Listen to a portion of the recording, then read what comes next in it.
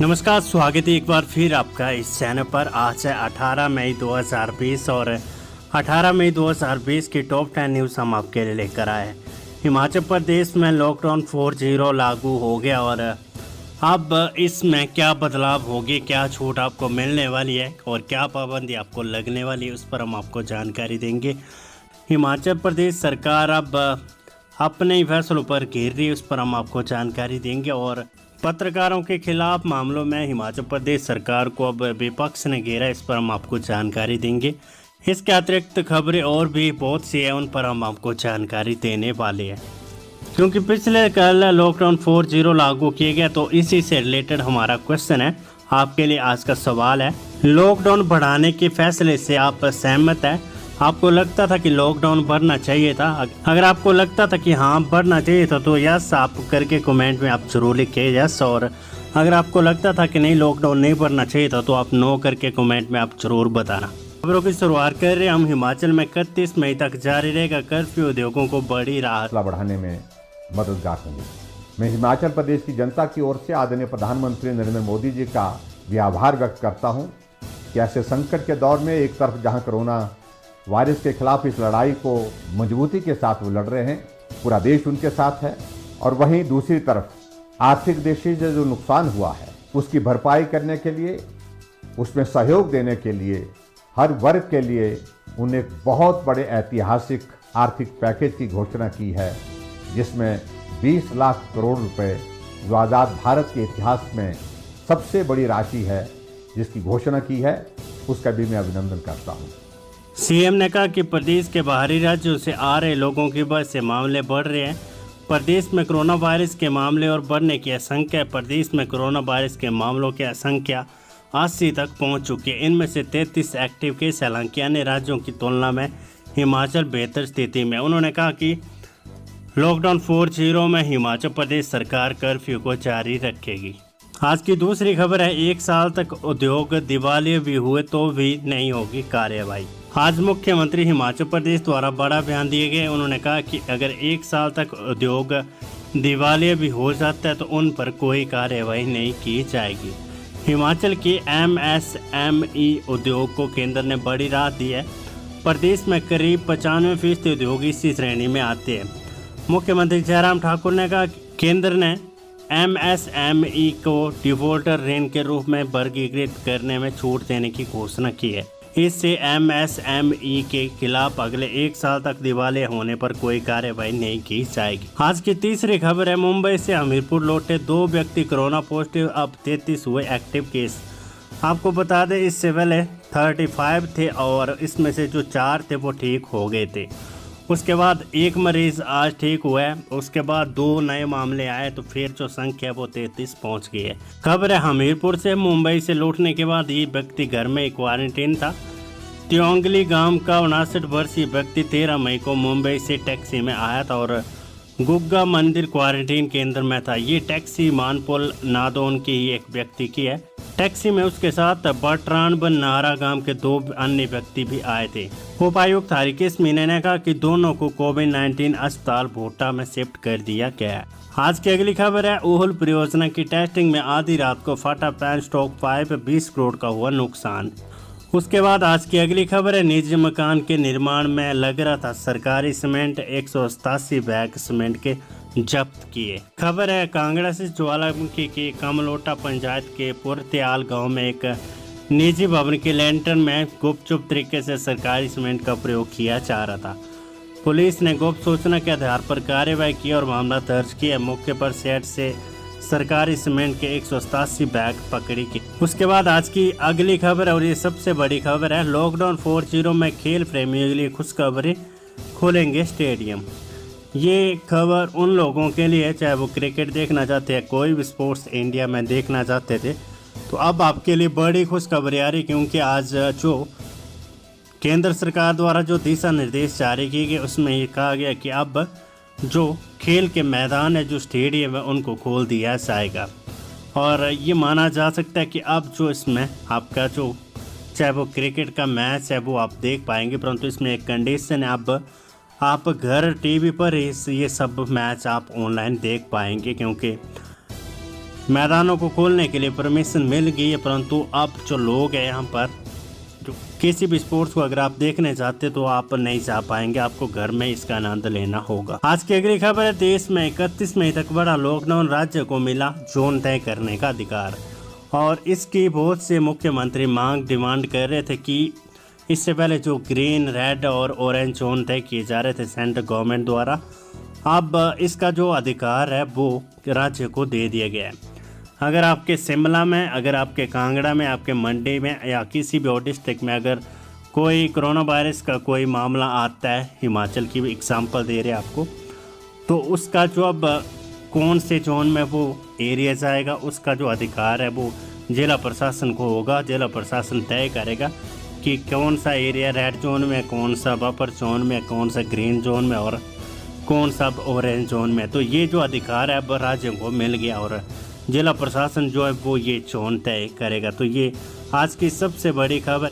मुंबई में आज 1571 और नए मामले, 38 लोगों की हुई मौत। और आपको बता दें, कोरोना वायरस का अगर कोई राज्य शिकार हुआ है भारत में तो वो महाराष्ट्र है। आज 1571 और नए मामले इसमें पॉजिटिव पाए गए और एक ही दिन में 38 लोगों की मौत महाराष्ट्र में हुई है। उसके बाद बात कर लेते हैं नेपाल की। नेपाल सरकार ने 2 जून तक बढ़ाया लॉकडाउन।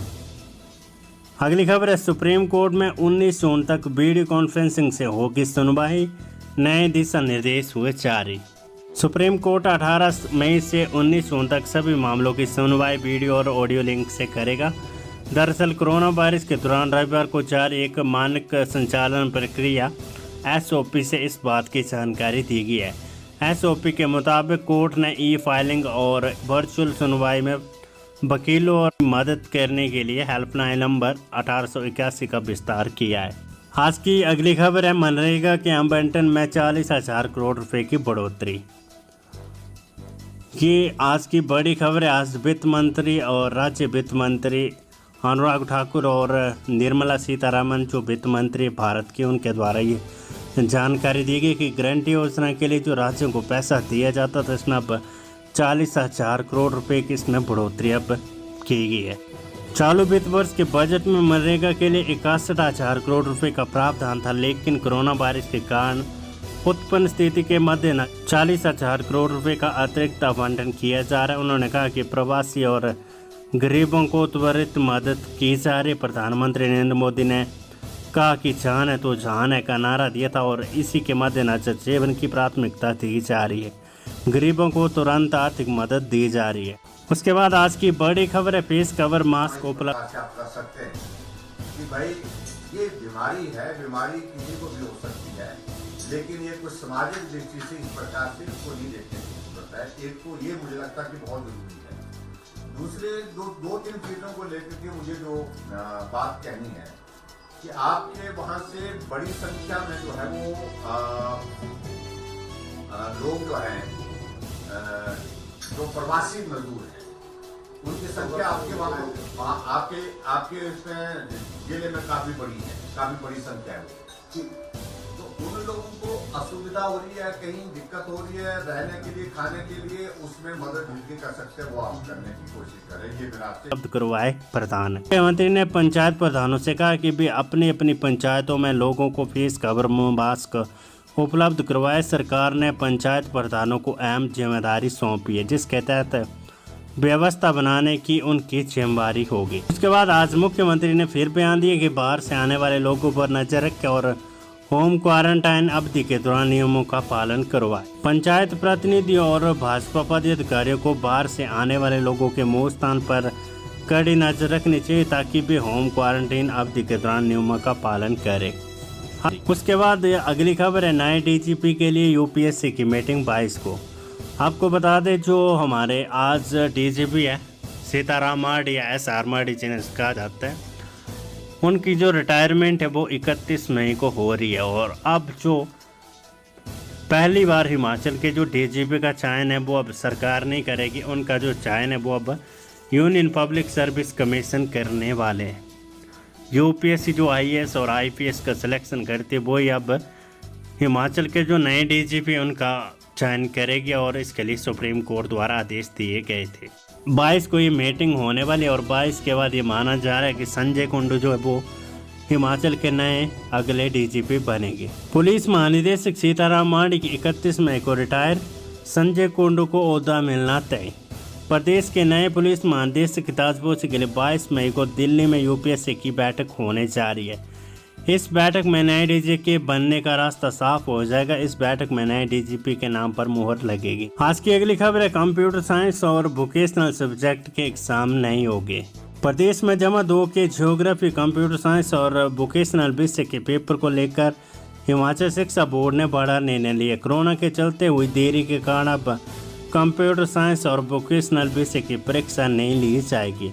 हालांकि लॉकडाउन की पाबंदियां हटने पर ज्योग्राफी की परीक्षा का आयोजन किया जाएगा। और आपको बता दें, अगला जो लॉकडाउन होगा 5.0 वो 15 जून तक रहेगा। आज हम आपको पहले ही बता रहे। उसके बाद आज की अगली खबर है, खामियां दिखाना कोई क्राइम नहीं, पत्रकारों पर एफआईआर से भड़के कांग्रेस चीफ, सीएम को ज्ञापन। राठौर ने अपने इस ज्ञापन में कहा कि इन पत्रकारों ने अपने अपने दायित्व का निर्वाह करते हुए अपना कार्य किया है। कोरोना महामारी को लेकर प्रशासन की कमी और खामियों को सोशल मीडिया, टीवी या प्रेस में दिखाना किसी भी प्रकार का अपराध श्रेणी में नहीं आता। इसलिए ये सब कार्यवाही राजनीति से प्रेरित और द्वेषपूर्ण है।